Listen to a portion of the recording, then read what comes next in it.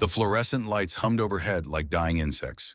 Corporal Reese Thornton sat rigid in the steel chair, her hands folded on the metal table before her. The interrogation room smelled of industrial cleaner and stale coffee, sterile and cold. Across from her, Senator William Hartwick adjusted his reading glasses and opened a folder marked "Classified" in red letters.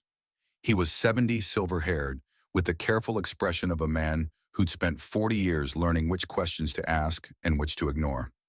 "Corporal Thornton," his voice carried easily in the acoustically perfect chamber, "we've reviewed your service record, 3 deployments, multiple commendations, and recently 2 operations in the Appalachian region that resulted in 33 confirmed hostile eliminations. Officially," Reese's gray eyes remained fixed on a spot just above his left shoulder. "Yes, sir. But the actual number is higher, isn't it? When you include collateral casualties from tactical decisions. Approximately 53 total, sir. But I only claim direct eliminations through my scope." Senator Hartwick leaned back, his chair creaking. 53 lives. Most soldiers serve entire careers without firing a shot in combat. You've done this in less than a month. He paused. Some would call you a hero. Others might use different words. What would you call yourself? For the first time, Reese's eyes moved. They locked onto the senator's face with cold precision. "I would call myself a soldier who did her job, sir. Your job was to kill 53 people. My job was to save my team. The killing was just the method." The senator studied her for a long moment, then gestured to the thick file. "Walk me through it, Corporal, from the beginning. I want to understand how a 27-year-old woman from Iowa became one of the deadliest operators in SEAL history." Reese's jaw tightened. The room's temperature was precisely controlled, but she felt cold seeping into her bones. The kind of cold that came from inside. "It started 6 months ago, sir, at Camp Hollister, North Carolina. And—" Reese closed her eyes. When she opened them, the hearing room dissolved. She was back on the range, autumn sun, warm on her neck, the familiar weight of her rifle, a comfort against her shoulder. 6 months earlier, Camp Hollister sprawled across 300 acres of North Carolina pine forest. The rifle range sat at the eastern edge, a long corridor stretching toward distant targets that shimmered in afternoon heat. Reese stood at the firing line in standard fatigues, her dark hair pulled tight in a regulation bun. At 5'6" and 130 pounds, she looked slight compared to the men who dominated the SEAL teams. But the MK-20 SSR in her hands was steady as granite. 7.62 millimeter rounds. Effective range 800 meters. In Reese's hands, a surgical instrument. She exhaled halfway and squeezed. The suppressed shot whispered. 800 meters downrange, a steel target snapped backward. She worked the bolt with fluid economy, acquired the next target, fired again.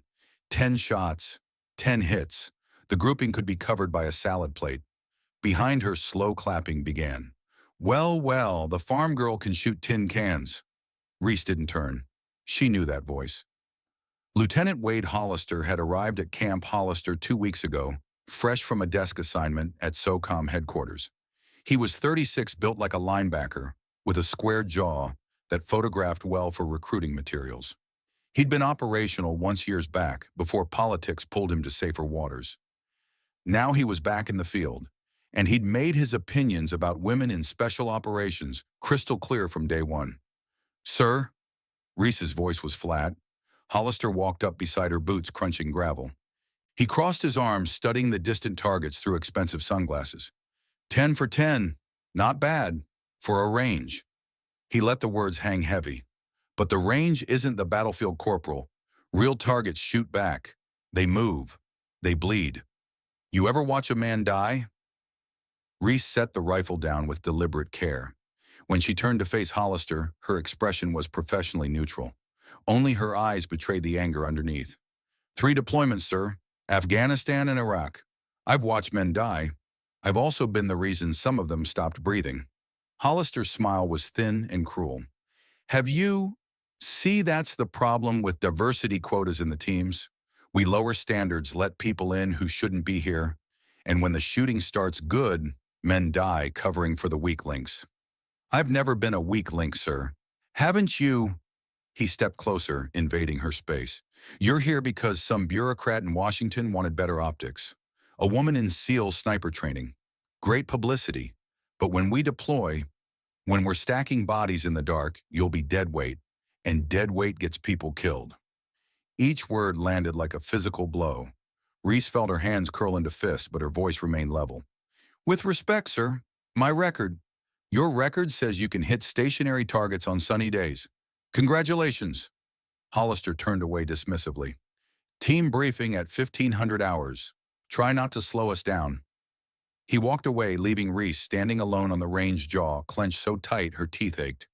She stood motionless for 10 seconds, breathing hard through her nose, fighting the urge to scream or throw something. Instead, she picked up her rifle and turned back to the targets. She fired 20 more rounds. Every single one found center mass. That man's got quite a chip on his shoulder. The voice came from the tree line, low and gravelly. Reese spun, hand moving instinctively toward her sidearm before recognition stopped her. Colonel Robert Merrick was 62 and looked like he'd been carved from the mountains themselves. His face was all hard angles and weathered leather gray hair, military short. He wore faded fatigues with no rank insignia, but everyone at Camp Hollister knew Ghost, the legend. 30 years as a SEAL, Grenada, Panama, the first Gulf War, a dozen operations that remained classified. He'd trained 3 generations of snipers. His kill count was whispered about but never confirmed. He was also the man who'd recruited Reese into sniper training 2 years ago. Colonel, Reese relaxed fractionally. Didn't see you there, sir. That's the whole point. Merrick approached the firing line with economical movements, the careful gait of a man whose joints ached but refused to admit it. He studied the distant targets, then glanced at Reese. Hollister, giving you trouble. Nothing I can't handle, sir. Merrick picked up her rifle, checked the chamber from habit, set it back down. You know what your problem is, Thornton? I wasn't aware I had one, sir. You're too quiet. You let men like Hollister talk at you instead of making them listen to you. He turned to face her fully pale blue eyes, sharp as broken glass. 24 years ago, I was pinned down in Mogadishu. 4 hostiles in the windows above me, weapon jammed. I was about to become a statistic. He paused, something shifting in his expression. A local fighter saved me. Couldn't have been more than 20 years old. Came around the corner, assessed the situation, and dropped all 4 tangos with an old AK before they could finish me. 4 shots, 4 kills, then disappeared into the chaos. Merrick's eyes grew distant with memory. That fighter was better than most men I'd served with. Had skills I'd seen in maybe 5 operators my entire career. But that person lived in a world that would never acknowledge it. Never give them the chance to be more. He stepped closer, voice dropping. You're in that same fight, Corporal, except here you've got something they didn't. You've got the uniform, the training, the opportunity. He tapped her chest right over her heart. What you need now is certainty. Absolute certainty that when men like Hollister doubt you, they're wrong. Not because of politics or fairness, but because you're better. Reese felt something unlock in her chest. How do I get that certainty, sir? You already have it. You just keep letting other people's doubt drown it out. Merrick picked up a loaded magazine from the bench and pressed it into her palm. Stop being quiet, Thornton. Make them hear you. He walked away, leaving Reese standing with the magazine in her hand and something fierce burning in her throat. The briefing room was utilitarian concrete and metal. Folding chairs faced a digital screen glowing with satellite imagery. Lieutenant Hollister stood at the front, laser pointer in hand. Expression all business. 5 men occupied the chairs. Reese entered last and took a seat in the back row. Hollister's eyes flicked to her, then away. Now that everyone's present, let's begin. He clicked the remote. The screen changed to show a topographical map of the Appalachian Mountains in eastern Tennessee. Gentlemen, he paused with exaggerated precision, and Corporal, Operation Timber Wolf. Our target is a domestic extremist cell operating in Cherokee National Forest. Intelligence indicates military-grade weapons and explosives. Our mission: locate their cache and neutralize any hostiles. A hand went up. Sergeant Quinn Blackwood, call sign Bull, was built like a tank with a thick red beard and thoughtful eyes. Rules of engagement, sir. Standard ROE. Confirm hostile intent, engage as necessary. But understand these aren't amateurs. Ex-military, heavily armed. 2 federal agents are already dead. We assume combat conditions. The screen changed to personnel files. Hard-eyed men with service records scrolled past. Cell leader is Jacob Thornhill. Former Army Ranger, dishonorable discharge for assault. He's been recruiting disaffected veterans for 2 years. We estimate 15 to 20 combatants at the target location. Another click brought up night vision imagery of a river winding through dense forest. We insert here via inflatable boats at 2200. Move 3 clicks inland on foot to the target. Colonel Merrick will provide tactical oversight from command. At the mention of Merrick's name, Reese felt fractional relief. At least Ghost would be watching. Team composition, Hollister continued. I'm on point. Bull heavy weapons. Danny Garrett demolitions. Foster and Klein entry team. His laser pointer moved to a spot on the map far from the main objective. Thornton, you'll hold security at the river. Make sure our exfil route stays clear. The room went silent. Every operator understood what that meant. Hollister was sidelining her, putting her in the safest position, away from the action. Bull shifted uncomfortably. Sir, with respect, Thornton's our best long-range asset. Wouldn't she be more effective providing overwatch at the objective? I've made my decision, Sergeant. Hollister's voice was steel. Thornton stays with the boats. Every eye turned toward Reese, waiting for her to object to prove Hollister right by being difficult. She met his gaze and nodded once. Understood, sir. Something like disappointment flashed across Bull's face, but he said nothing. Hollister continued with logistics. Reese barely heard. Her mind was already calculating angles, distances, trying to figure how to make herself useful from a position designed to keep her irrelevant. After the briefing, she lingered while others filed out. Hollister was gathering materials when she approached. Sir, I'd like to request denied. You didn't let me finish. Hollister looked up, expression flat. You want to argue about your assignment. The answer is no. You stay at the river. Final. With respect, sir, I'm the most qualified. With respect, Corporal. When things go sideways, I need to focus on the mission, not on covering your ass. His voice dropped to something cold and personal. You're a liability. Best thing you can do is stay out of the way. The words hung in the air like poison. Reese felt something crack inside, but her face remained stone. Yes, sir. She turned and walked out before he could see her hands shake. The armory smelled of gun oil and cordite. Reese sat alone, field stripping her MK-20 with mechanical precision. Bolt, firing pin, trigger assembly. Each piece laid out in perfect order. She was reassembling the trigger group when footsteps echoed behind her. He's afraid of you. Reese didn't turn. Colonel? Merrick sat beside her, joints popping softly. Hollister, he's afraid of what you represent. And what's that, sir? Evolution, the end of his relevance. Merrick picked up a cleaning rod, examined it, set it down. Men like him built their identity on being the toughest, strongest, best. Then someone like you comes along and does it just as well, maybe better. Makes them realize they were never as special as they thought. Doesn't help me, sir. No, but understanding your enemy helps you beat them. Merrick pulled a folded map from his pocket and spread it on the bench. His finger traced their planned route. I've studied this terrain. Hollister's approach takes the team through a natural funnel here between these ridges. Perfect ambush site. You think they'll be waiting? If they have any tactical sense, yes. His pale eyes found hers. Which means Hollister's walking into a trap. And when it springs, the team will need someone who can think on their feet. Someone who won't panic. Someone at the river, Reese said bitterly. Someone in the river. Merrick refolded the map. Water's funny. Everyone sees an obstacle. But if you know how to move in it, water can hide you, carry you, put you exactly where you need to be when you need to be there. He stood knees protesting. Satellite imagery shows structures on the north bank upstream from your position. Old hunting cabins, maybe. Might be worth checking. You know, while you're babysitting boats. He walked away, leaving Reese staring at the rifle parts scattered before her. She began reassembling the weapon. Her hands moved faster now, driven by purpose. Hollister thought he was protecting the team by keeping her safe. He was wrong. Night came cold and fast. By 2100, the team was loading into 2 black SUVs. Reese sat in the back of the second vehicle, MK-20, across her lap, running final gear checks. Bull sat across from her, his bulk taking up most of the bench seat. In the darkness, his red beard looked almost black. "You good?" he asked quietly. "Always." "This is bullshit, you know. You should be on Overwatch." Reese didn't answer. She was staring out the window at dark mountains sliding past. "Reese." "Hey." Bull leaned forward. "Don't let him get in your head.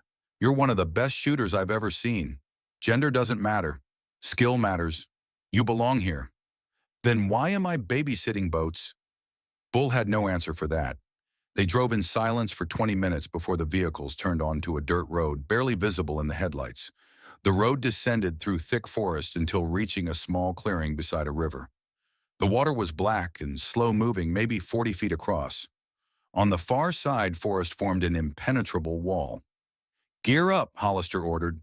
The team moved with practiced efficiency. Weapons checked, night vision-mounted radios tested. 2 rigid inflatables were deployed and loaded. Within 15 minutes, they were ready. Hollister gathered them in a tight circle. "Noise discipline. Stay in formation. Confirm targets before engaging. Colonel Merrick has drone coverage and will advise if we need to adjust. Questions." Silence. "Thornton, you hold here with the boats. If we're not back by 0300, call it in and extract. Clear?" "Yes, sir." Hollister's eyes lingered on her for a moment. Something in his expression might have been doubt or regret. Then the moment passed. He boarded the first boat. Bull touched her shoulder as he passed. "Stay sharp. You too." The boats pushed off, electric motors humming softly. Within seconds, they'd vanished into darkness, leaving only soft water sounds and Reese standing alone on the muddy bank. She waited until certain they were gone. Then she moved. Her pack was lighter than the others. She'd stripped out everything non-essential: extra ammo rations, the bulky night vision mount. In their place, a civilian wetsuit, a rebreather rig, and a waterproof case for the rifle. Merrick's words echoed. "Water can hide you, carry you, put you exactly where you need to be." Reese changed quickly, pulling the wetsuit over her fatigues. The rebreather went on, next the closed-circuit system that would let her breathe underwater without telltale bubbles. Finally, she sealed the MK-20 in its case and strapped it to her back. She checked her watch. 22:15. The team would reach the objective around 2300. That gave her 45 minutes to move upstream, scout the terrain, find a position. Reese waded into the river. The water was shockingly cold, stealing her breath, but she forced herself to keep moving. Waist deep, chest deep. Then she slipped beneath the surface, and the world went silent. Moving underwater was like moving through ink. Even with ambient moonlight, visibility was less than 3 feet. Reese navigated by compass in dead reckoning, letting the current guide her upstream. The riverbed was treacherous. Submerged logs, root systems, tangles of old fishing line. She moved slowly, testing each handhold before committing weight. Her training covered underwater movement, but this was different. Training pools had clear water, sandy bottoms. This was murky and wild, fighting her every meter. But Reese had grown up in Iowa, swimming in farm ponds and creeks. She understood water, how to read its moods, how to work with it instead of against it. She surfaced once to check position. Through a gap in trees, she could see the ridgeline Merrick had marked. Close now. She submerged again and kept moving. 10 minutes later, her hand touched something unnatural. Smooth wood metal bolts.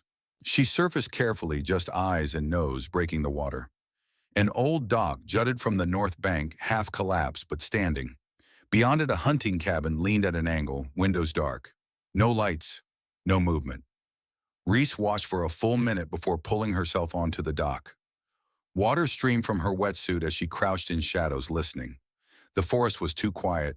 Insects had stopped their chorus, meaning something had disturbed them recently. She unsealed the rifle case and assembled the MK-20 with practiced speed. Scope, bolt, magazine. She chambered around and moved toward the cabin, bare feet silent on wet wood. The door hung open. Inside, the smell hit: first sweat, cigarettes, old food. Someone had been here recently. Very recently.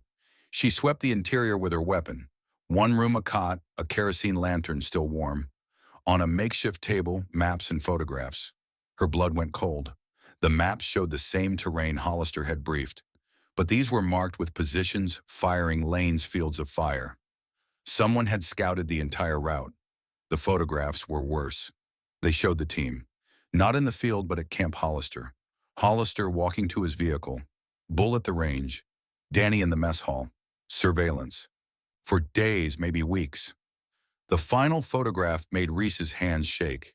It was her. Sitting alone on the range, face in profile, completely unaware she was being watched. Someone knew they were coming, had known for a long time. The mission wasn't a surprise raid. It was a trap. Reese keyed her radio, heart hammering. Havoc actual, this is Overwatch. Mission is compromised. They know we're coming. Abort now. Static. Her radio hissed with white noise, useless. She adjusted frequency, checked connections. Nothing. The terrain was scattering the signal, or someone was jamming them. She was cut off, and somewhere in the darkness ahead, her team was walking into an ambush. Reese stood frozen for one heartbeat, options racing through her mind. She could go back, get to the vehicle's drive for high ground where the radio might work. That would take 30 minutes minimum. By then it would be too late. Or she could keep moving. Get ahead of the team. Find them before they triggered the trap. It wasn't even a choice. Reese grabbed the maps from the table and ran. The forest at night was a maze of shadows and treacherous ground. Reese moved as fast as she dared, wetsuit, still dripping, boots squelching with each step. She'd grabbed them from her pack at the dock, knowing bare feet couldn't handle mountain terrain. The maps from the cabin showed the ambush site clearly. A narrow valley between two ridges barely 100 meters wide. The perfect funnel. The team would be channeled through, unable to spread out, exposed on all sides. Reese checked her watch. 22:50. If Hollister was on schedule, he'd reach the valley in 10 minutes. She had to get there first. The terrain rose sharply, forcing her to use her hands to climb. Roots and rocks tore at her palms, but she didn't slow. Her lungs burned, legs screamed, but she pushed harder. At the ridge top, she dropped to her belly and crawled to the edge. Below, the valley stretched out like a wound cut into the mountain, and on the opposite ridge, barely visible in darkness, she saw movement. Men, maybe 15 of them, spaced along the high ground in textbook ambush formation. Night vision scoped rifles, even what looked like a belt-fed machine gun on a tripod. And they were waiting.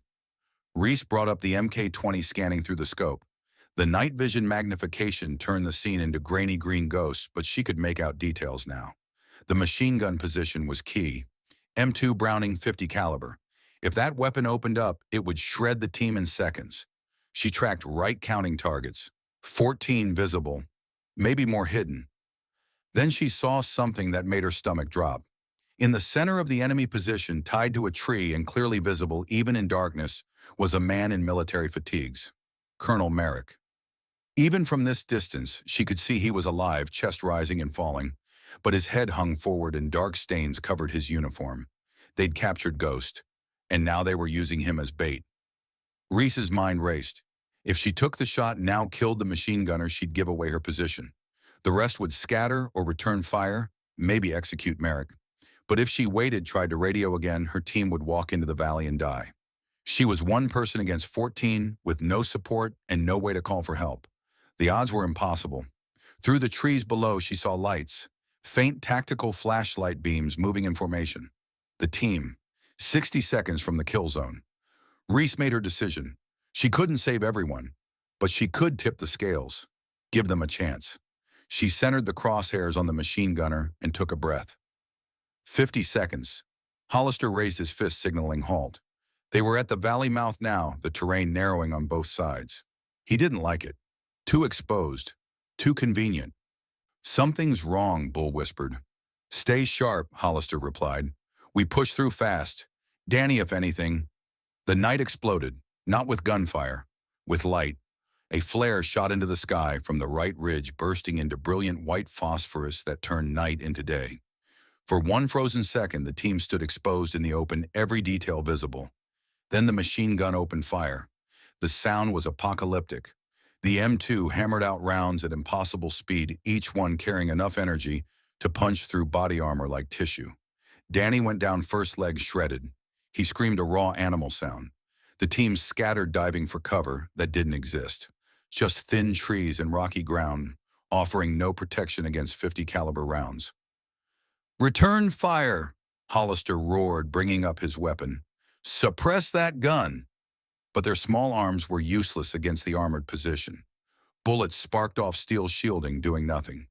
Bull tried to bring his saw to bear, but a burst from the ridge tore the weapon from his hands and sent him sprawling. They were being massacred. "Fall back!" Hollister screamed. "Everybody fall back!" But there was nowhere to fall back to. The terrain behind offered no more cover than where they stood. Reese watched through her scope from 800 meters away, her heart a stone in her chest. This was it, the moment Hollister had predicted. The moment she either proved him wrong or watched her team die. She centered the crosshairs on the machine gunner's head. The wind was minimal. The range was extreme but manageable. She had one shot before they spotted her muzzle flash. One shot to change everything. Reese's finger took up slack on the trigger. She thought about Iowa, about her father teaching her to shoot cans off fence posts when she was 8. She thought about Hollister's voice. "You're a liability." She thought about Merrick's words, "Make some noise." She exhaled halfway, held it and squeezed. The rifle barely moved. Through the scope, she saw the result instantly. The machine gunner's head snapped back. He collapsed behind his weapon, dead before his brain registered the bullet.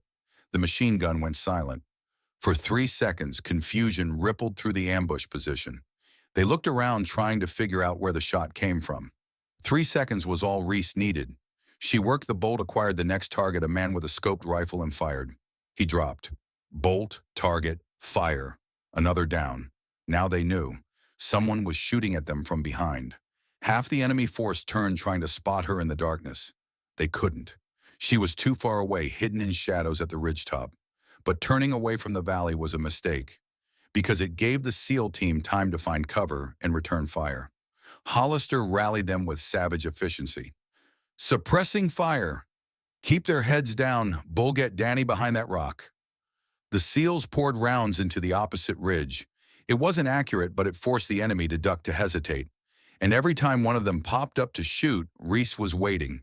Bolt, fire, down, bolt, fire, down. She was a machine, emotionless and precise. Each target was a math problem. Wind, distance, drop, solve, execute, move to the next. 6 down, then 7, then 8. The enemy broke. They'd signed up to ambush a team in the open, not to be hunted by a ghost they couldn't see. They ran, abandoning positions, fleeing down the backside of the ridge. Reese let them go. She wasn't here to kill everyone. She was here to save her team. The valley fell silent, except for ringing ears. "Status," Hollister called. "Danny's hit bad," Bull reported. "Femoral artery, needs medevac now. Klein's down too. Foster's got a through and through in the shoulder." "Who the hell was shooting for us?" someone asked. Hollister looked up at the ridge where Reese had been firing from. His face was unreadable. "Thornton," he said quietly. "That was Thornton." In the congressional hearing room, Senator Hartwick set down his papers and studied Reese with new understanding. "8 confirmed kills in your first engagement," he said. "You saved the team. But that wasn't the end, was it?"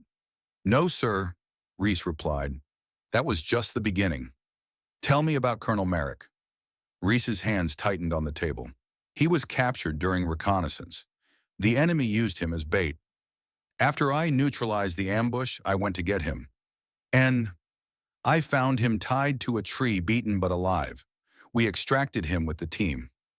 Reese's voice remained steady, but something flickered in her eyes. 2 weeks later, the same enemy hit us again. That's when the 90 seconds happened. That's when everything changed." The senator nodded slowly. "We'll come back to that. But first, I want to understand something. After that first mission, after saving your entire team, did Lieutenant Hollister's attitude toward you change?" "Yes, sir." "How?" Reese allowed herself a small, bitter smile. "He apologized, said he was wrong about me, that I'd proved myself." "And how did that make you feel?" The question hung in the air. Reese considered it carefully. "Hollow, sir, because I'd been good enough all along. I'd always been good enough. I just needed them to almost die before they'd see it." Senator Hartwick leaned back, his expression troubled. "That's a hard truth, Corporal." "Yes, sir, but it's the truth." "We'll take a 30-minute recess," the senator announced. "When we return, I want to hear about the second operation, the 90 seconds, the 19 kills, and what happened to Colonel Merrick after." He gathered his papers and left. Reese sat alone at the witness table, hands folded, face impassive. But inside, she was already back in the water. Back in the moment when she stopped being Reese Thornton and became something else entirely. Something colder. Something deadlier. Something that counted time in seconds and measured success in bodies. The recess ended. Senator Hartwick returned, his expression grave. Corporal Thornton, before we continue, I need to inform you that new evidence has come to light regarding Colonel Merrick's final days. Evidence that suggests his involvement in exposing corruption within the Pentagon. Reese's pulse quickened, but her face remained neutral. Sir, we'll discuss that later. For now, I need you to walk me through the second operation, the one that resulted in 19 confirmed eliminations in 90 seconds, the one that made you a legend. Reese took a slow breath. Yes, sir. It was 2 weeks after the first ambush. The enemy had consolidated merged cells. We received intelligence they'd stockpiled military-grade explosives at an old timber mill facility in the Nantahala region. As she began to speak, the hearing room started to fade again. The fluorescent lights dimmed. The senator's voice grew distant. And Reese Thornton, who'd been dismissed as weak, who'd proved herself as deadly, was about to relive the 90 seconds that changed everything. The 90 seconds that showed the world what happened when you pushed a warrior too far. The 90 seconds that turned a soldier into a weapon. The 90 seconds that she would carry for the rest of her life. But that story would have to wait for part 2. For now, the hearing was adjourned, and Reese sat alone in the empty chamber, feeling the weight of 53 ghosts pressing down on her shoulders. Waiting, always waiting, for absolution that would never come. The hospital waiting room smelled of antiseptic and burnt coffee. Corporal Reese Thornton sat with her elbows on her knees, staring at linoleum tiles worn smooth by decades of anxious feet. Around her, the rest of the team sprawled in plastic chairs, each processing the mountain ambush in their own way. Bull was on his third cup of terrible vending machine coffee. Danny Garrett lay on a gurney in the hallway, his leg bandaged and elevated morphine, keeping him mercifully quiet. The others, Foster Klein and 2 newer operators, sat in various states of exhaustion. Lieutenant Wade Hollister stood at the window staring out at the Virginia night. His reflection in the glass looked 10 years older than the man who'd briefed the mission 36 hours ago. Doctors taking forever, Bull muttered. Brain surgery takes time, Reese said quietly. She'd been the one to find Colonel Merrick after the ambush cut him loose from the tree where he'd been tied. The beating he'd taken was severe broken ribs, fractured jaw, internal bleeding, but it was the head trauma that worried the surgeons most. The door opened. A Navy doctor emerged, her scrubs still marked with blood. Everyone stood. Colonel Merrick is stable, she began. The surgery went well. We've relieved the pressure on his brain, stopped the internal bleeding. He'll need extensive recovery time, but he should regain full cognitive function. Relief flooded the room like a physical wave. Can we see him? Hollister asked. He's in ICU, immediate family only for now. But there's something else. The doctor's expression shifted, became more cautious. While running pre-surgery diagnostics, we found anomalies in his pancreas and liver. We ran additional scans and found masses, multiple lesions consistent with advanced cancer. The relief evaporated instantly. How advanced? Bull's voice was rough. Stage 4, metastasized to multiple organs. The doctor's tone was gentle but clinical. Based on the size and spread, we estimate he's been living with this for at least 6 months, maybe longer.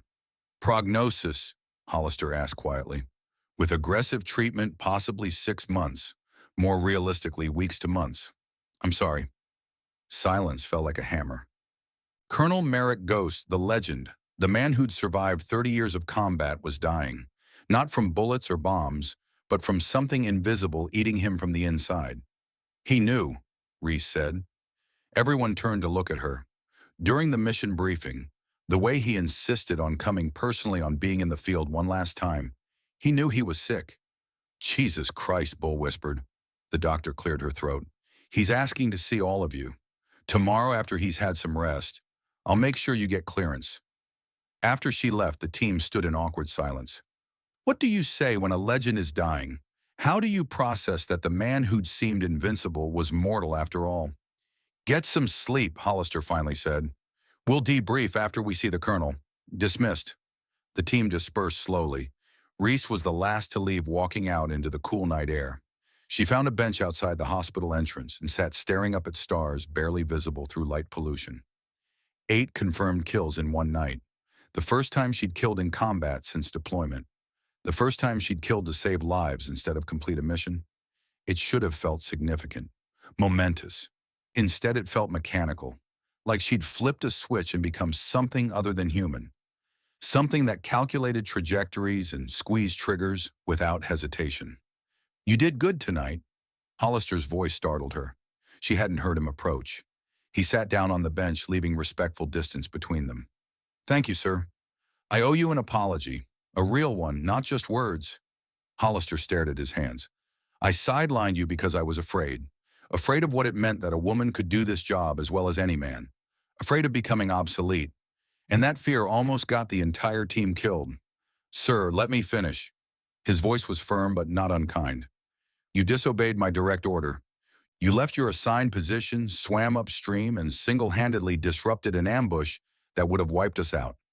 8 confirmed kills at extreme range under stress and darkness." He turned to look at her. "You're not just good, Thornton. You're exceptional.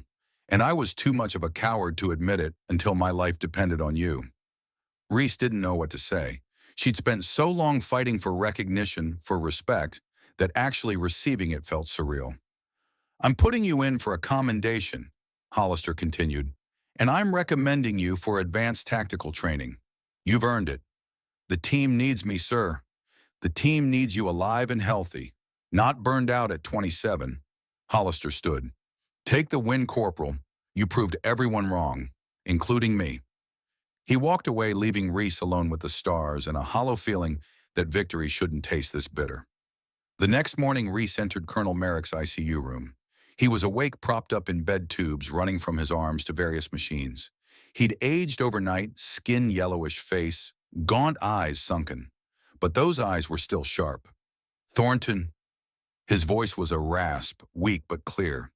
"Come in." Reese sat in the chair beside his bed. For a long moment, neither spoke.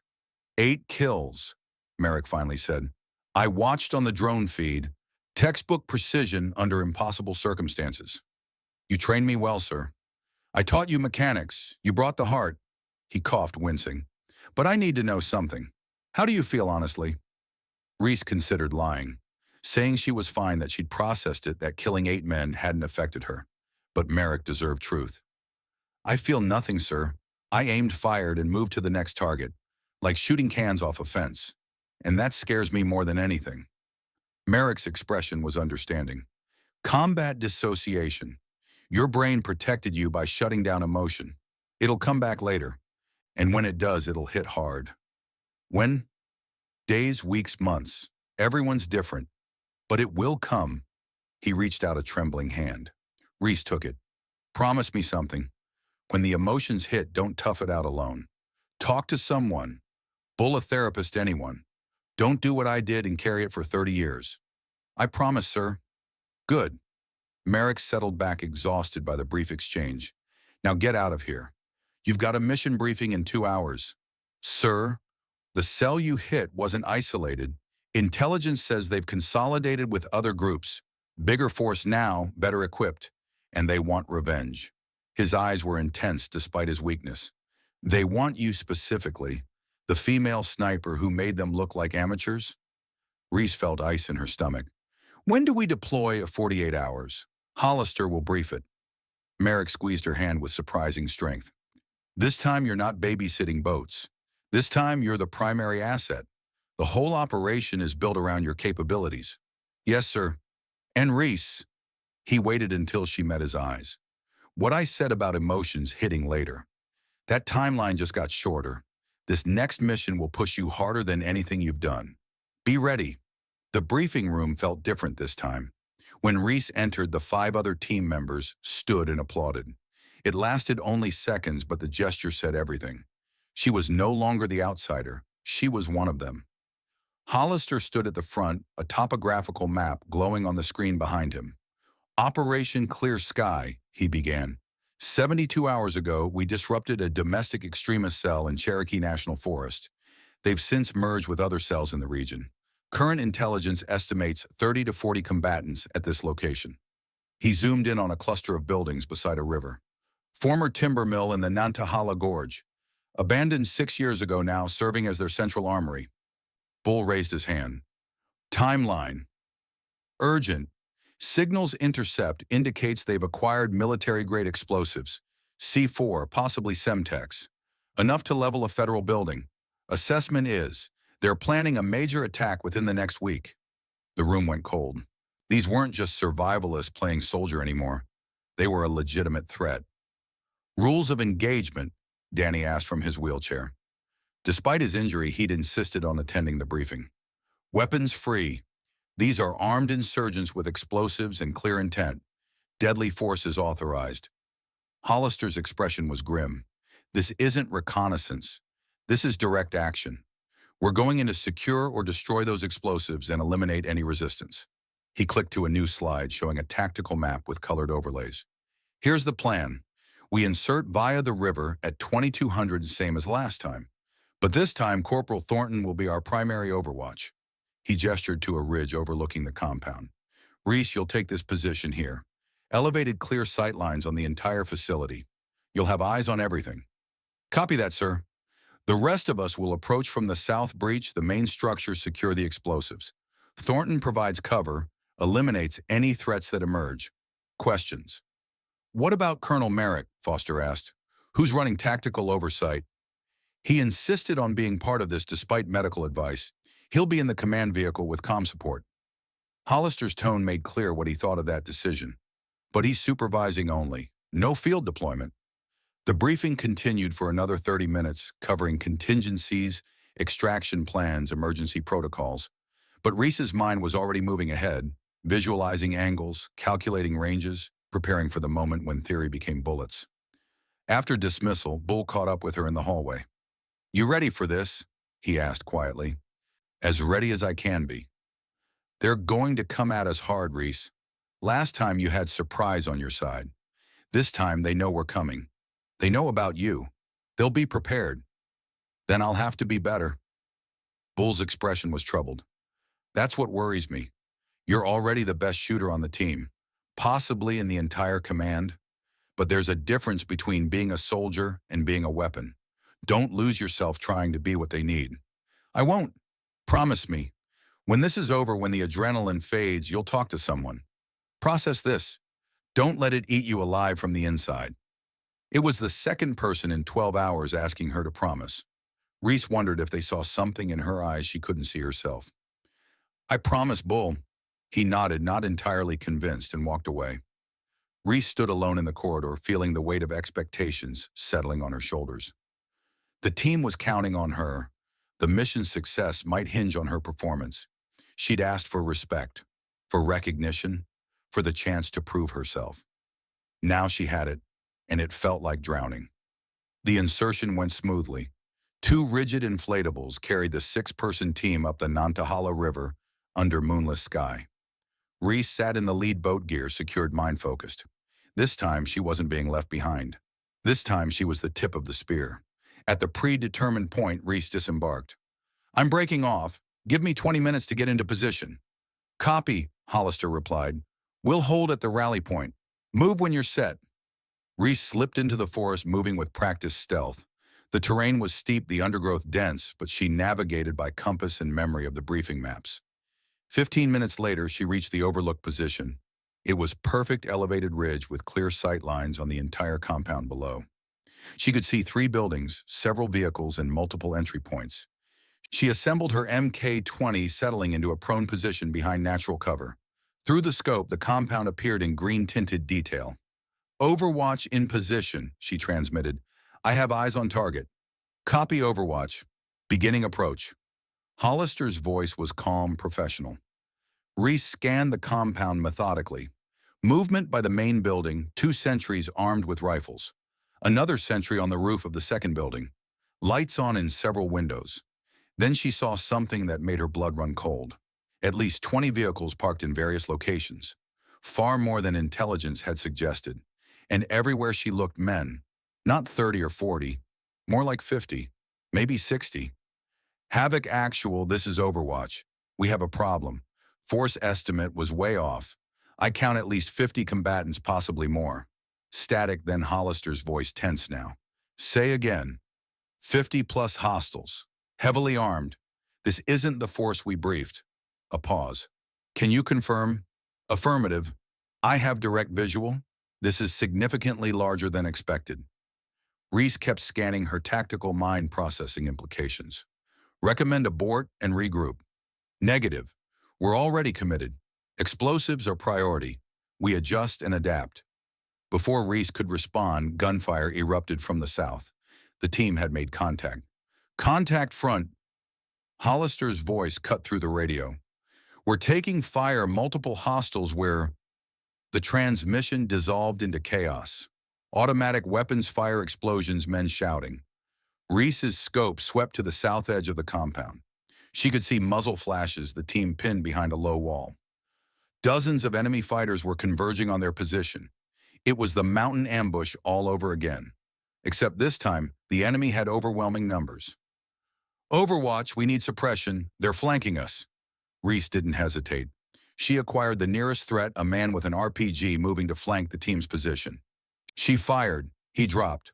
Bolt, next target. A fighter with a machine gun setting up on a rooftop. She fired. He tumbled off the roof. Bolt, next target. Another fighter advancing with rifle raised. She fell into a rhythm. Breathe, acquire, fire, bolt, repeat. Each shot was precise, economical. No wasted ammunition, no hesitation.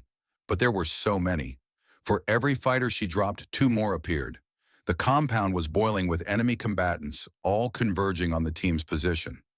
We're being overrun, Bull's voice. We need to extract. Negative, Hollister shouted back. We can't leave those explosives. Reese saw it, then the building marked as explosive storage. Men were running from it, carrying boxes, loading them into a truck. They were evacuating the C4 under cover of the firefight. Havoc, they're moving the explosives. Southwest corner, the truck. Can you stop them? Reese centered her crosshairs on the man loading boxes into the truck bed. Engaging! She fired. The man dropped. The box he'd been carrying tumbled from his hands, hit the truck bed hard. For a moment, nothing happened. Then someone panicked. An enemy fighter opened fire on the boxes, either thinking they'd detonate or simply scared. The C4 needed a detonator to explode, but the boxes also contained detonators. Everyone down, Reese screamed into the radio. Get to cover now. The explosion turned night into day. It wasn't just the truck. The blast triggered a chain reaction, cooking off the entire storage building. The shock wave was visible, a ripple of compressed air radiating outward, flattening everything in its path. Reese pressed herself flat against the ground as the pressure wave washed over her position. Rocks and debris rained down. The heat was intense even from 300 meters away. When she looked up, the compound was an inferno. Buildings collapsed, vehicles burning. The night sky turned orange with flame, and everywhere men were dying. Some caught in the initial blast, others trapped by the fires. The screaming was terrible, even from this distance. Havoc report, Reese called into the radio. Static. Then Bull's voice shaken. We're clear. Got to cover before the blast. Minor injuries. Danny took some shrapnel, but he's mobile. What the hell happened? Secondary explosion. The entire C4 stockpile cooked off. Jesus Christ. A pause. How many hostiles?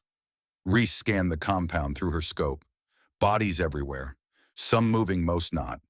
The survivors were fleeing, abandoning the compound, running into the forest. Unknown. At least 20 dead in the blast. Maybe more. I can't get accurate count through the fire and smoke. Did you cause that? I shot one man. He dropped a box. Someone else panicked and shot the boxes. Reese's voice was hollow. But yes, I caused it. 20 dead. Minimum. Added to the 8 from the first mission, plus however many she'd shot during tonight's firefight. The numbers were piling up faster than she could process them. Overwatch, this is Havoc Actual. Hollister's voice was steady now, back in command mode. Objective is neutralized. Explosives are destroyed.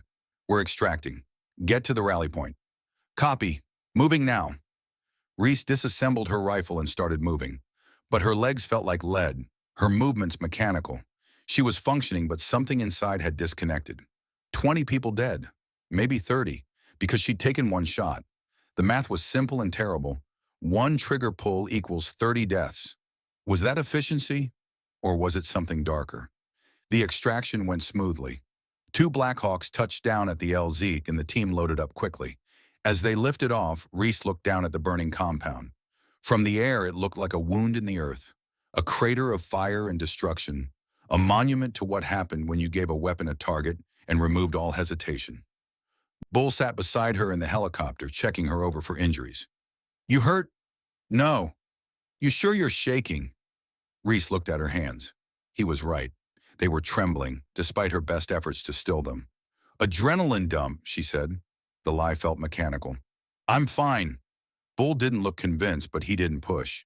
He just sat with her as the helicopter carried them away from the fire, away from the bodies, away from everything.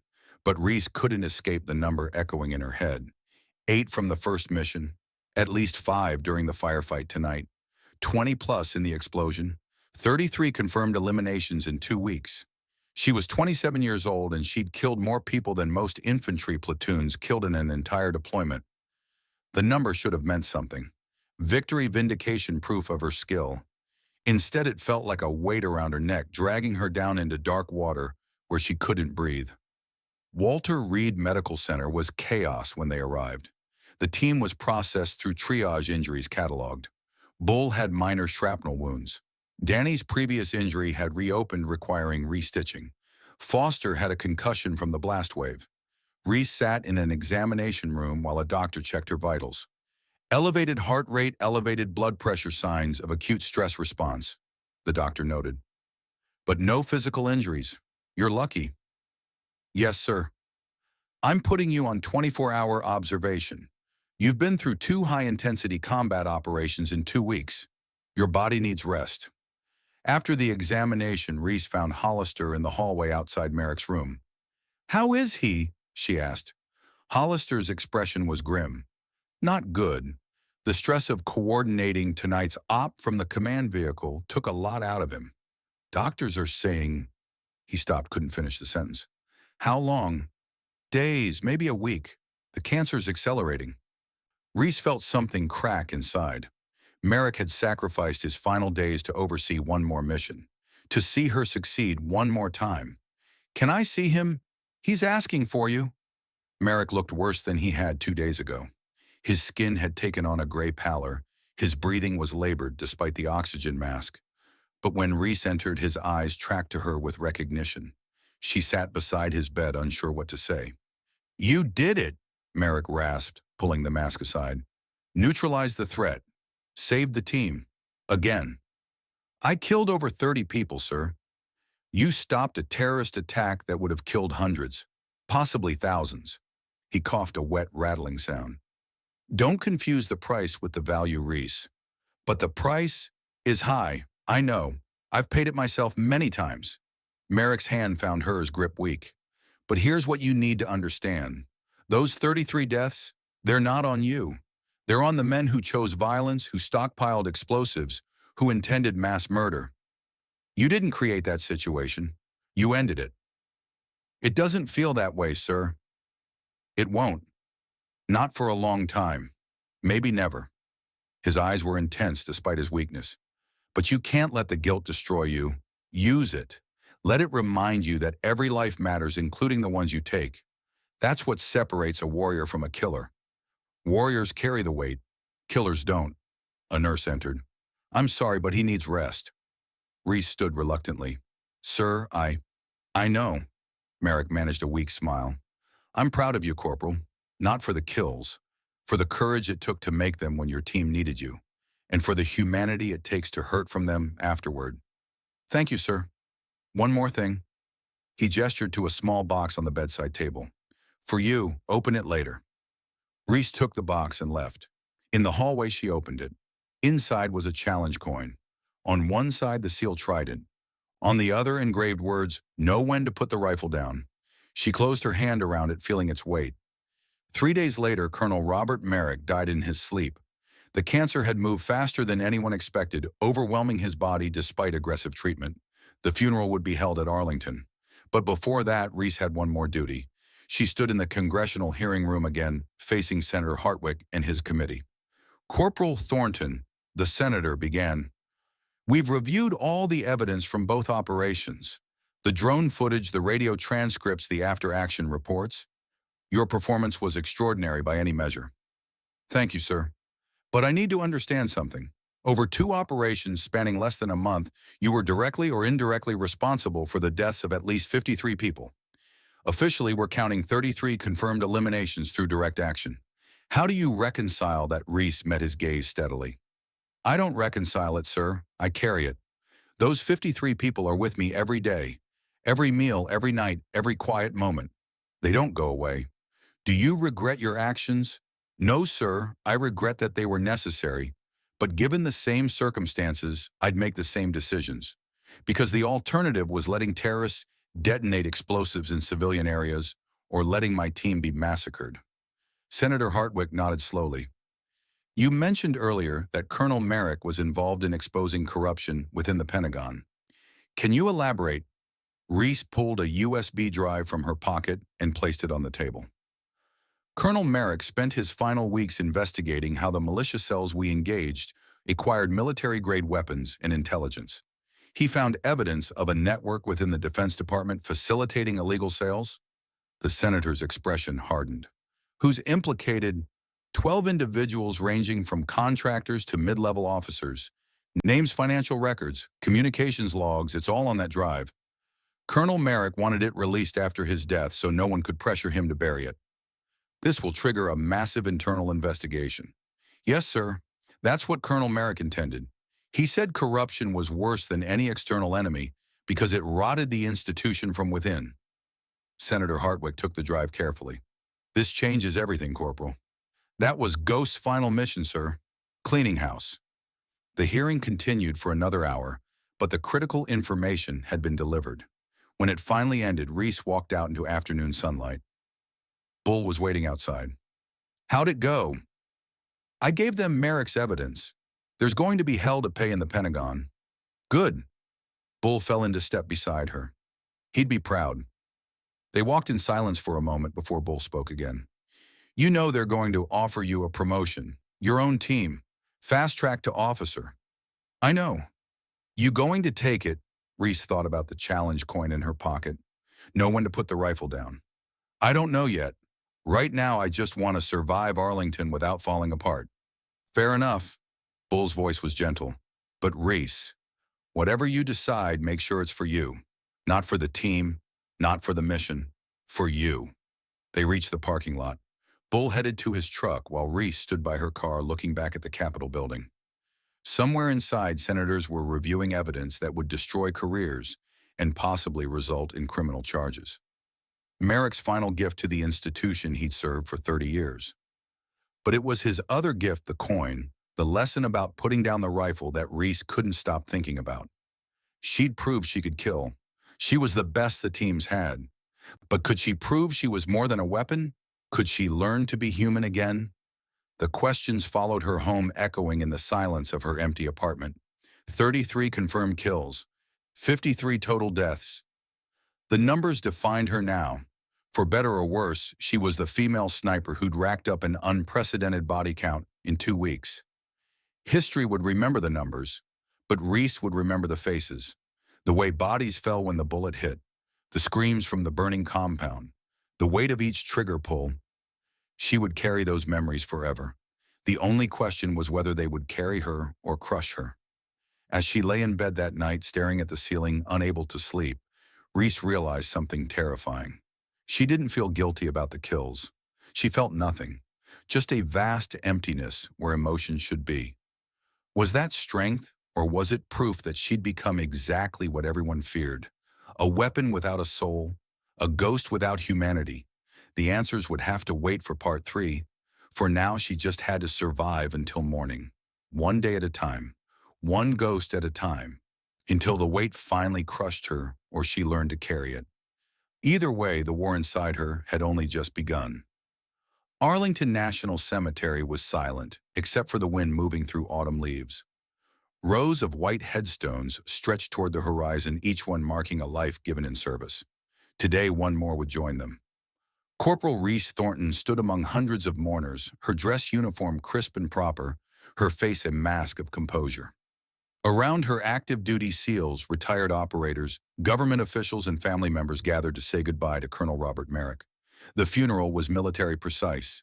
Honor guard in crisp formation, flag-draped coffin carried with ceremonial reverence. The chaplain's words about service and sacrifice echoed across the grass. Then came the rifle volleys. 7 riflemen firing 3 times each, 21 shots total. Reese flinched at each crack. The sound of gunfire no longer neutral, perhaps never again. The bugler played taps. 24 notes, slow and mournful, drifting across the rows of white stones. Reese kept her composure through it all, standing rigid, eyes forward. It wasn't until the honor guard began folding the flag that something inside her cracked. Each fold executed with mechanical precision, transforming the rectangle into a tight triangle. The team captain knelt before Merrick's widow and presented the flag with words Reese had heard at too many funerals. On behalf of the President of the United States and a grateful nation, please accept this flag as a symbol of our appreciation for your loved one's service. Mrs. Merrick accepted it with trembling hands, tears streaming down her weathered face. She was 70, gray-haired, with kind eyes that looked remarkably like her husband's. The formal service ended. The crowd began to disperse, murmuring condolences, sharing memories.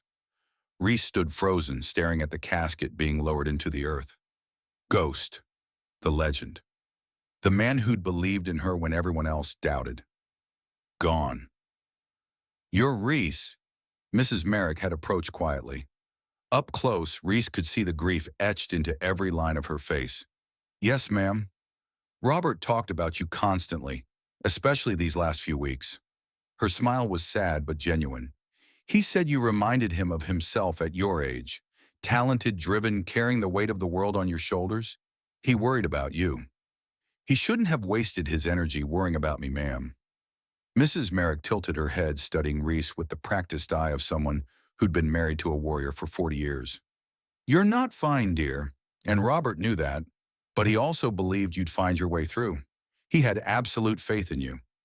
She pressed an envelope into Reese's hand. "He wrote this a few days before the end.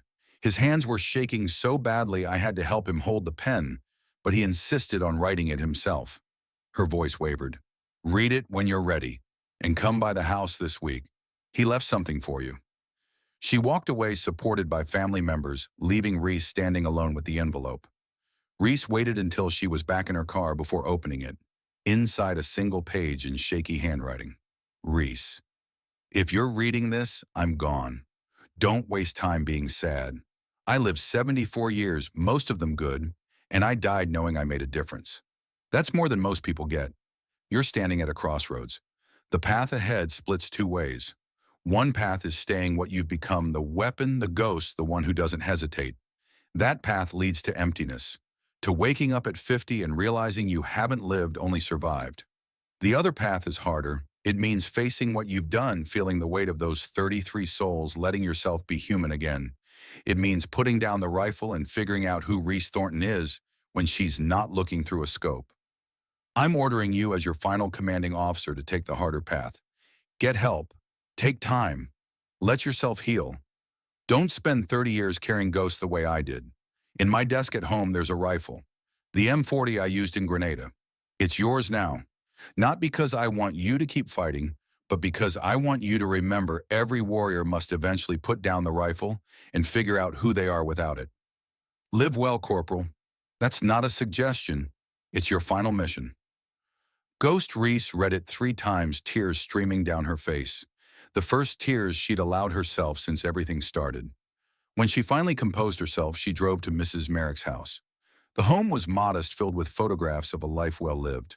Merrick in uniform at various ages. Merrick with his wife on their wedding day. Merrick holding grandchildren, his face soft with love. A life beyond war, a life Reese couldn't imagine for herself. Mrs. Merrick led her to the study. The rifle case sat on the desk, polished wood gleaming. Beside it, a small box. "The rifle he promised you," Mrs. Merrick said. "And this." Inside the box was the challenge coin. Know when to put the rifle down. He had that made specifically for you, Mrs. Merrick explained. About a week before he died, he said you'd need the reminder more than anyone he'd ever trained. Reese picked up the coin throat tight. Thank you, ma'am. No, dear. Thank you. For being there for him. For carrying forward what he believed in. Mrs. Merrick's eyes glistened. But please carry it wisely. He wouldn't want his legacy to destroy you.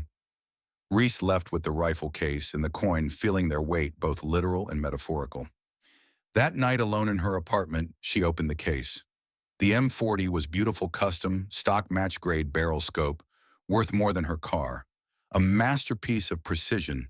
She assembled it, slowly felt its perfect balance, brought it to her shoulder. Then she carefully disassembled it, placed it back in the case, and put it in her closet. She wasn't ready to shoot again. Might never be. And that was okay. The congressional hearing reconvened 1 week after Merrick's funeral. Reese sat at the witness table, the envelope with Merrick's corruption evidence in front of her. Senator Hartwick looked older than he had during previous sessions. The weight of what was coming clearly visible in his expression. Corporal Thornton, before we continue, I need to inform you that the evidence you provided regarding Pentagon corruption has been authenticated. 12 individuals are currently under investigation. 3 have already resigned. This will be the largest internal corruption scandal in Defense Department history. Colonel Merrick wanted the truth exposed, sir. Whatever the cost. Indeed. The senator picked up a different folder. Now I need to address your psychological evaluation. The results are concerning. Reese's hands tightened on the table. Sir, the evaluation shows signs of severe combat trauma, emotional dissociation, and what the psychologist termed weapon identification, meaning you've begun to see yourself primarily as a tool rather than a person. He looked at her over his glasses. In layman's terms, Corporal, you're breaking. I'm functional, sir. Functional and healthy aren't the same thing. The senator's voice was gentle but firm. I've read your file thoroughly. In 30 days, you killed 33 people directly and were indirectly responsible for approximately 20 more. Most soldiers serve entire careers without that level of combat exposure. You're 27 years old and you've seen more violence than men twice your age. With respect, sir, the team will survive. The question is whether you will. He closed the folder. I'm approving your Navy Cross. You earned it. Your actions saved lives and prevented a terrorist attack. But I'm also mandating 1 year of non-combat duty and intensive psychological treatment. That's not negotiable. Reese wanted to argue, to say she was fine, that she could handle it, that she was needed in the field. But the words stuck in her throat. Because deep down in a place she'd been trying very hard to ignore, she knew the senator was right. She was breaking, had been breaking since the first trigger pull, and if she didn't stop, she'd shatter completely. Yes, sir, she said quietly. Good. Your new assignment will be instructor duty at the Naval Special Warfare Center in Coronado. You'll teach marksmanship and tactical doctrine to SEAL candidates. The senator's expression softened. Colonel Merrick recommended this assignment specifically. He believed teaching would help you heal while still serving. He arranged this before he died. He spent his final days taking care of a lot of people, Corporal. You were at the top of his list. The senator stood. You're dismissed. Report to Coronado in 2 weeks. And Reese, he used her first name breaking protocol. Take the time, do the work. Don't waste the second chance Merrick gave you. Reese walked out of the hearing room for the final time. In the hallway, Bull was waiting. Heard you got Coronado, he said. Teaching assignment, 1 year. Could be worse. California's nice this time of year. Bull's expression grew serious. You going to be okay? I don't know. Ask me in a year. Fair enough. He pulled her into a brief, fierce hug. Take care of yourself, Reese. You did good. Better than good. But now it's time to rest. What about you? Redeploying in 6 weeks. Someone's got to keep these kids alive. He smiled, but it didn't reach his eyes. And hey, maybe you can teach them not to make the mistakes we made. That'd be worth something. They parted ways in the parking lot. Bull to another deployment. Reese to a future she couldn't yet imagine. 6 months later, Lieutenant Reese Thornton stood in front of her first class at the Naval Special Warfare Center. 30 young candidates sat before her, eager and cocky, thinking they knew what being a warrior meant. The promotion to lieutenant had come through during her time in therapy. Hollister had pushed for it, calling her leadership in the field exemplary. She wore the new rank uncomfortably like a suit that didn't quite fit. "I'm Lieutenant Thornton," she began, her voice steady despite the butterflies in her stomach. "Some of you may have heard stories about me. Forget them. In this classroom, I'm just someone trying to teach you to stay alive." One candidate raised his hand. He was young, maybe 22, with the arrogant gleam of someone who thought he was invincible. "Ma'am, is it true you killed 33 people in 2 weeks?" The room went silent. Every eye turned to her, waiting. Reese held the candidate's gaze. "I neutralized 33 hostile combatants in 2 high-intensity operations. And every single one of them walks with me every day. Every meal, every shower, every time I try to sleep." She stepped forward. "You think that makes me tough? It makes me haunted. You think a high body count makes you a hero? It makes you someone who has to live with what they've done for the rest of their life." The arrogance drained from the candidate's face. "Good. Now that we understand each other, let's begin." Reese moved to the whiteboard. "What I'm going to teach you isn't just marksmanship. Any of you can learn to hit a target at 1,000 meters. That's just math and repetition. What's hard is the rest, the patience, the discipline, the moral framework. The understanding that taking a life, even justly, comes with a cost. And that cost is paid in here." She tapped her temple. "Not out there." Over the following months, teaching became Reese's salvation. She poured everything Merrick had taught her into these candidates. Not just the technical skills, but the wisdom. The understanding that being a warrior meant more than being deadly. Some candidates washed out, unable to meet the standard. Others excelled, absorbing her lessons with fierce dedication. Reese treated them all with demanding fairness, pushing them beyond their limits, because that's what combat would demand. And slowly, imperceptibly, at first she began to heal. The nightmares didn't stop, but they became less frequent. The hypervigilance didn't disappear, but she learned to manage it. The guilt remained, but she learned to carry it without letting it consume her. Therapy helped. Dr. Sarah Chen, a civilian psychologist contracted by the Navy, met with Reese twice weekly. At first, Reese resisted going through the motions to satisfy the mandate, but gradually the sessions became something she looked forward to. "Tell me about the first one," Dr. Chen said during one session. "The first person you killed." Reese had deflected this question for months, but today something in her was ready. "Afghanistan. 3 years ago, I was providing overwatch during a compound raid. A man appeared in a window with a weapon. I fired. He dropped." She paused. "Later, they found a photograph in his pocket. Him with 2 children, smiling. Do you think about him every day? What do you think about? Whether he was a good father, whether his kids remember him, whether they hate me for what I did." Reese's voice was steady but quiet. "Whether he had a choice, or if circumstance made him pick up that weapon." "Do you think you had a choice?" "Yes, but the choice was him or my team. I'd make the same decision again." "Can both things be true, that you made the right decision and that you mourn the necessity?" Reese looked at Dr. Chen, something unlocking in her chest. "Yes, they can both be true." It was a small breakthrough, but it was the first time Reese had allowed herself to feel grief for the people she'd killed, without it negating the rightness of her actions. The sessions continued.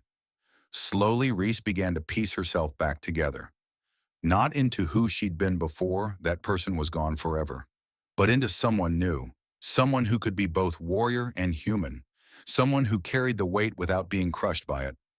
1 year after Merrick's death, Reese received unexpected orders. Not a deployment, but a summons to the Pentagon. She arrived in dress uniform, uncertain what to expect. A Navy captain met her in the lobby and escorted her to a conference room. Inside, Admiral James Hawkins sat at the head of the table. He was 60, gray-haired, with the weathered look of someone who'd spent decades at sea. "Lieutenant Thornton, sit." Reese sat back, straight, hands folded. "I've been reviewing your file," the Admiral began. "Impressive record. 3 deployments, 33 confirmed eliminations, Navy Cross, and according to your students' evaluations, you're one of the best instructors the center has seen in years." "Thank you, sir. I'm offering you a choice." Hawkins leaned forward. "We need experienced operators to lead the next generation. I can fast-track you to officer training, put you on a command track. In 3 years, you could be leading your own team. In 5, running an entire program. It was the offer Reese had dreamed of a year ago. Recognition, advancement, proof that she'd made it. What's the alternative, sir? You stay at Coronado, keep teaching. We promote you to lieutenant commander in 2 years, put you in charge of the entire sniper training program. You'd be shaping how we prepare snipers for the next decade. Hawkins studied her face. One path takes you back to the field, back to combat. The other keeps you in training. Both are valuable. Both are honorable. But they're different futures. Reese thought about Merrick's challenge coin, which she carried everywhere. Know when to put the rifle down. Can I have 24 hours to decide, sir? You can have a week, but I need an answer by next Friday. That night, Reese drove to a shooting range outside San Diego. She brought Merrick's M40 with her, the first time she'd taken it from its case since receiving it. She set up at the 1,000-meter range, assembled the rifle with care, and settled into position. Through the scope, the target looked impossibly small, a tiny circle at an absurd distance. Reese breathed, remembered her training, felt the wind, calculated the drop, let her body settle into the familiar stance, and she fired. The round flew true, striking the center of the target with precision that would have made Merrick proud. But this time, when Reese looked through the scope and saw the hit, she didn't feel the cold satisfaction of a perfect shot. She felt sadness, gratitude, and something that might have been closure. She fired 9 more rounds, each one as precise as the first. Then she carefully cleaned the rifle, packed it away, and sat in her car as the sun set over the Pacific. She'd proved she could still shoot. That skill would never leave her. But did she want to build her life around it? Did she want to go back to combat to add more names to the list of 33? Or did she want to help others learn not just to kill, but to survive what killing does to you? The answer came with surprising clarity. Reese pulled out her phone and texted the Admiral. I've made my decision. I'll take the teaching track. Respectfully, L.T. Thornton.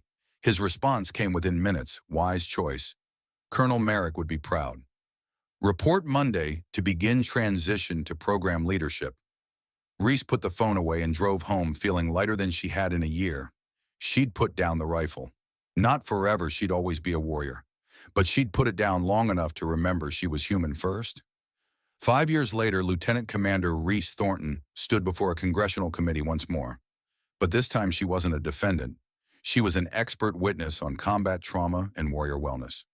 Commander Thornton, Senator Hartwick asked. He was still there, older, but still sharp. Looking back at your service, at the 33 lives you took, what would you say to young operators facing similar situations? Reese considered the question carefully. In the gallery behind the committee, she could see her husband Marcus, a civilian contractor she'd met 3 years ago at a veterans support group. Their daughter Elena was at home with a babysitter, named after Reese but with a different future ahead of her. She had a life now, a real life beyond the rifle. Senator, Reese began, I'd tell them that taking a life, even when justified, changes you fundamentally. You can't go back to who you were before, but you can choose who you become after. You can let it destroy you, or you can use the weight to build something stronger. And you've done that, built something stronger. Reese smiled slightly. I'm trying, sir. Every day. Some days are harder than others, but I've learned that healing isn't about forgetting. It's about carrying the weight without letting it crush you. It's about being honest with yourself and others about the cost. And it's about finding purpose beyond the fight. Your program at Coronado has the highest success rate in the command. Students praise your emphasis on mental resilience alongside tactical skills. What changed? Colonel Merrick changed it, sir. Before he died, he taught me that the hardest battles are often fought inside our own heads. That being a warrior in peace requires different weapons than being a warrior in war. I'm just passing that lesson forward. After the hearing, Reese walked out into the late afternoon sun. Marcus was waiting with their daughter, now 3 years old, bouncing excitedly. Mommy! Elena ran to her, and Reese scooped her up, feeling the solid weight of her child in her arms. How was it? Marcus asked. Good. They're going to fund expansion of the wellness program. More therapists, better resources for operators dealing with trauma. Merrick's legacy, all of ours. Reese set Elena down and took Marcus's hand. Come on, let's go home. As they walked to the car, Reese's phone buzzed. A text from one of her former students now deployed overseas. Your lessons saved my life today, ma'am. Both the shooting and the wisdom. Thank you, Reese typed back. Stay safe. Come home. Live well. 3 simple imperatives. The same ones Merrick had given her. She pocketed the phone and looked at her family. At Marcus, who'd helped her learn to be vulnerable again. At Elena, who'd shown her she could create life after taking so many. 33 ghosts still walked with her. They always would. But now they were accompanied by hundreds of students she'd trained. Lives she'd saved by teaching others how to be deadly and how to stay human. A family she'd built despite thinking she didn't deserve one. The math had balanced eventually. Not because teaching erased the killing, but because she'd learned that both were part of her story. The warrior and the teacher. The weapon and the woman. She could be both. She had earned both. 10 years after the mountains, after the 33 kills, Major Reese Thornton sat in her office at Coronado, reviewing applications for the next sniper training class. Outside her window, candidates ran drills on the beach, their instructors pushing them to their limits. On her desk, 2 items held places of honor. Merrick's challenge coin, polished smooth from years of handling, and a photograph of her with her daughter and husband, all 3 smiling on a California beach. A knock on the door interrupted her review. A young female lieutenant stood in the doorway, nervous but determined. Ma'am, I'm Lieutenant Sarah Chen. I just transferred to the program. I've heard stories about you, about what you accomplished. I wanted to meet you. Reese studied the young officer. She saw herself 8 years ago, eager to prove herself, carrying doubt disguised as determination. Come in, Lieutenant. Sit. Sarah sat on the edge of the chair, back straight. What have you heard? Reese asked. That you're a legend, ma'am. 33 confirmed kills. Navy Cross. That you proved women could do anything men could do in special operations. Reese leaned back, considering her words carefully. Let me tell you what those stories don't include. They don't mention the nightmares that lasted 3 years. The marriage I almost destroyed because I couldn't be vulnerable. The therapy sessions where I had to learn how to feel again. The cost of proving I belonged. Sarah's confidence wavered. Ma'am, I'm not saying don't pursue this. If you have the skill and dedication, you should absolutely become a sniper. But understand that the kills aren't the story. The story is what you do with yourself afterward. How you stay human. How you build a life that's more than your service record. Reese opened a drawer and pulled out a small box. Inside was a challenge coin identical to the one Merrick had given her. She'd had 100 made, giving them to students who showed not just skill, but wisdom. This is for you, not because you've proved anything yet, but as a reminder of what you're working toward. Sarah took the coin, reading the inscription. Know when to put the rifle down. I don't understand, ma'am. You will. And when you do come back, and we'll talk about what it really means to be a warrior. Reese stood. Welcome to the program, Lieutenant. Work hard, stay humble, and remember the rifle is a tool. Don't let it become who you are. After Sarah left, Reese returned to her desk. Through the window, she could see the ocean, stretching to the horizon, endless and beautiful. She'd been dismissed as weak, had proved she was deadly, had learned to be wise, and now she was teaching others to walk that same path. Not the path of becoming weapons, but the path of becoming warriors who could put down their weapons and still know who they were. That was Merrick's true legacy, not the kills, not the medals. The understanding that being a warrior was something you did, not something you were. That you could be deadly in war and gentle in peace. That strength included vulnerability. That courage meant asking for help. Reese picked up Merrick's challenge coin, feeling its familiar weight. I did it, Ghost, she whispered. I put down the rifle. I learned who I was without it, and I'm teaching others to do the same. The coin caught the afternoon light, the steel trident gleaming. Know when to put the rifle down. She had, and in doing so, she'd finally set herself free. 33 ghosts still walked with her, but now they walked beside hundreds of living students, a family waiting at home, and a future built on something more than scopes and triggers. The war was over. The healing continued. And Reese Thornton, warrior, teacher, human being, kept moving forward. One day at a time, one student at a time, one breath at a time, alive, whole, finally at peace. dedicated to all warriors learning to put down their rifles and discover who they are beyond the fight. Your service matters. Your healing matters. You matter. And to the memory of all the ghosts who taught us that true strength includes knowing when to be gentle.